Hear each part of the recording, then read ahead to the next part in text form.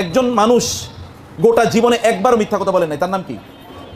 মুহাম্মাদুর রাসূলুল্লাহ সাল্লাল্লাহু আলাইহি ওয়াসাল্লাম। আপনি চিন্তা করে দেখেন, তার গোটা জীবনে ছোটবেলা থেকে একেবারে শিশুকাল থেকে শুরু করে মৃত্যু পর্যন্ত জীবনে কোনোদিন মিথ্যা কথা বলেন নাই। এবং এটা আমাদের দাবি না, এটা হচ্ছে তার শত্রুদের দাবি, যারা তার বিরোধিতা করেছে। তারা বলেছে যে তিনি তার জীবনে কোনোদিন আপনাকে মিথ্যা কথা বলতে শুনি নাই। বুঝতে পেরেছো? তোমরা যে ছোটরা শোনো, তোমরা যদি নবীজির মতো হতে চাও তাইলে জীবনে কখনোই মিথ্যা কথা বলা যাবে না। কখনোই কি বলা যাবে না?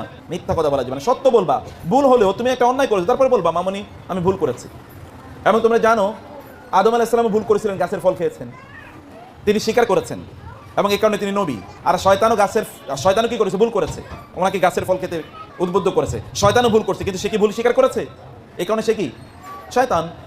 কেউ যদি ভুল করার পর স্বীকার করে তাহলে সে কি করবে? ক্ষমা চাইবে। ভুল করার পর স্বীকার না করলে আপনার তখন মাথায় বিভিন্ন ধরনের অজুহাত এবং অভিযোগ আসতে থাকবে। তখন মানুষ ডিরেল্ট হয়ে যাবে, শয়তানের অনুসারী হয়ে যাবে। বাচ্চাদেরকে ছোটবেলা থেকেই ওরা যেন সত্য বলে। আপনি যদি পড়ান Johnny yes papa, eating sugar, no papa, then কি ওপেন ইউর মাউথ, তারপরে কি বলে?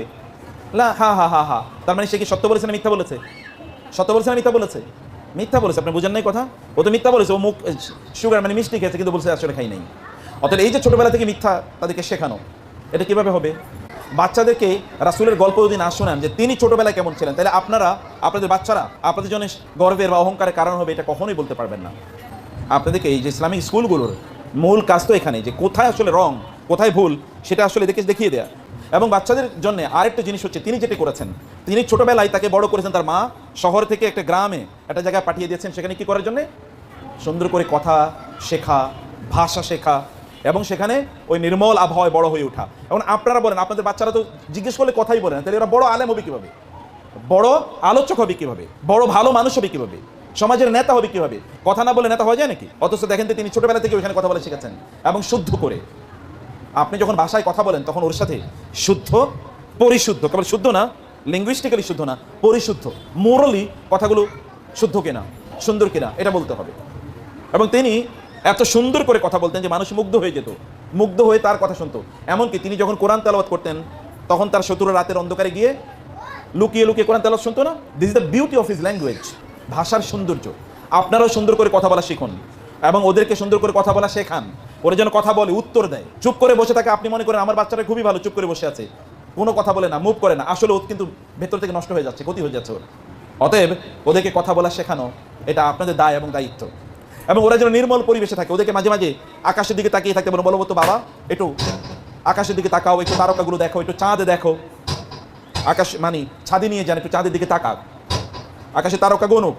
এবং বিভিন্ন জায়গায় মাঠে যখন যায় অথবা রাস্তা দিয়ে যখন যান, তখন গাছের দিকে তাকাতে তাদেরকে বলেন পরিবেশের দিকে তাকাক। এগুলো থেকে ওরা শিখে। আপনার নবী কিন্তু তাই করেছেন। আপনার নবী তাই করেছে না? মরুভূমিতে বড় হয়ে উঠেছে, বিশাল বড় বিস্তৃত মরুভূমি। তখন তিনি বুঝতে পেরেছেন আল্লাহ কত বড়। যদি মরুভূমি এত বড় হয় তাহলে আল্লাহ তাআলা কত বড়। এগুলো ওদেরকে নিয়ে যাও, ঘরের কোণের মধ্যে বন্দি করে রাখবেন না। একটা শয়তানের বাক্স এখন আমাদের ঘরে আছে। শয়তানের বক্স কি? এখন এটা যে ছোট্ট মোবাইল। আপনার বাচ্চা মোবাইল না দিলে খায় না, ও না খাক, আপনি মোবাইল দেবেন না। না খেলে কতক্ষণ না খেয়ে থাকবে? মানুষ না খেয়ে মারা যায় না, যখন ওর ক্ষুধা লাগবে তখন ও খেতেই আসবে। অতএব তাকে এই ব্যাপারে এই জায়গায় আপনাদেরকে হার্ড হতে হবে। এই শুধুমাত্র স্ক্রিনের দিকে সারাদিন তাকিয়ে থাকলো, ও তো কয়েকদিন পরে চোখেই দেখবেন। এটি আপনাদের করা দরকার। বাচ্চাদের জন্য খেলাধুলার ব্যবস্থা করবেন সকালবেলা, এটা মাস্ট করে দেন, ফরজ। যদি আপনারা আপনাদের বাচ্চাদেরকে সকালবেলা ঘুম থেকে উঠাবেন ফজরের আগে, সূর্য ওঠার আগে, তোমরা বুঝতে পারছো? যদি চান যে আপনাদের বাচ্চারা বড় হোক তাইলে কষ্ট করেন, এখন কষ্ট করেন, নাহলে গোটা জীবন কাটতে হবে। এই যে মায়েরা কষ্ট করেন, রান্নাঘরে সময় কমিয়ে দেন, বাবারা বাইরে সময় কমিয়ে দেন, অথবা বাইরে আয় ইনকাম করেন, নো প্রবলেম, কিন্তু ওদেরকে সময় দেন। মায়েরা বিশেষ করে, আপনাদের বাইরে তো কাজ নাই, আপনাদের বাচ্চাদেরকে সময় দেন। যদি চান আপনাদেরকে লোকেরা সেলুট করুক, আপনাকে দেখতে আসুক যে ওই সন্তানের মাটা কেমন, যে এরকম একটা সন্তানের মা তিনি হতে পারলেন, এটা লোকেরা আপনাকে সেলুট করুক। লোকেরা আপনাকে দেখতে আসার অনুভব তাদের মধ্যে তৈরি হোক, যে আপনার সন্তানকে বলে তোমার মাকে একটু দেখতে যাবো, তোমাকে কিভাবে বড় করলো। এখন কষ্ট করেন, নো পেইন নো গেইন ইংরেজিতে বলে। কষ্ট না করলে কোনোদিনই মিষ্টি পাবেন না। অতএব আর্লি ঘুম থেকে উঠেন, ফজরের পরে ঘুমটাকে হারাম করে দেন। নিজেরা কোরআন তেলাওয়াত করেন, বাচ্চাদেরকে কোরআন তেলাওয়াত করতে দেন, তাসবিহ তাহলিল করেন। এরপরে ওকে আধা ঘন্টা জিম মানে বাসায় দৌড়াদৌড়ি করুক। শরীরই থেকে শক্তিশালী না হয় তাহলে শয়তানের বিরুদ্ধে যুদ্ধ করবে কিভাবে? শয়তানের বিরুদ্ধে যুদ্ধ করবে কিভাবে? ও শারীরিকভাবে শক্তিশালী না। এবং ফুড খাওয়ান পরিমিত, নিয়মিত। আমি আসার সময় আমার ওয়াইফকে বলেছি যে আমি ছোটবেলায় কোনোদিন কমপক্ষে ইন্টারমিডিয়েট পড়া পর্যন্ত কোনোদিন দুপুরে খেয়েছি, আমার মনেই পড়ে না। দুপুরে যে খাই এই কথা শুনিও না জীবনে কোনোদিন আগে। তাহলে খেতাম কখন? ফজরের পরে, ফজর নামাজের পরে নাস্তা করতাম 9টা বা 8:30 9টার দিকে দুপুরে, মানে মূল খাবার খেতাম। এরপরে স্কুল বা মাদ্রাসায় চলে যেতাম, ওইখান থেকে আসতাম হলো 4টার দিকে। 4টার দিকে এসে কোনোদিন খেয়েছি এরকম রেকর্ড খুব কম, খেলে হয়তো বা মুড়ি চিরা এরকম। এরপরে মাগরিবের পর পরে খেয়ে নিয়েছি, সর্বোচ্চ 3 বেলা খেয়েছি আমরা জীবনে। এবং যারা বড় হয়েছে তারা এইভাবেই হয়েছে। এই যে আপনি সারাদিন ওদের খাবারের পেছনে সময় দিচ্ছেন, দুপুরে খাও, রাত্রে 12টা 1টা 2টায় খাও, এই বাচ্চারা জীবনে কোনোদিন কিছুই করতে পারবে না। ও তো ঘুম থেকেই উঠতে পারে না, ও বিশ্ব জয় করবে কিভাবে? তাই না? আপনার নবী কি করেছেন দেখেন তো, তার শরীরের রোবাস্ট হেলথ দেখেন, 63 বছর বয়সে তিনি শক্তিশালী, মহাশক্তিশালী এবং মহা সাহসী। বাচ্চারা তেলাপোকা দেখে ভয় পায়, আপনি কেমন মা, কেমন বাবা? ও তেলাপোকা দেখলে ভয় পেলে ও তাহলে সিংহ কিভাবে মারবে? ওরা কিভাবে সিংহ অথবা এর বিরুদ্ধে কিভাবে তারা যুদ্ধ করবে? শয়তানের বিরুদ্ধে তারা কিভাবে যুদ্ধ করবে?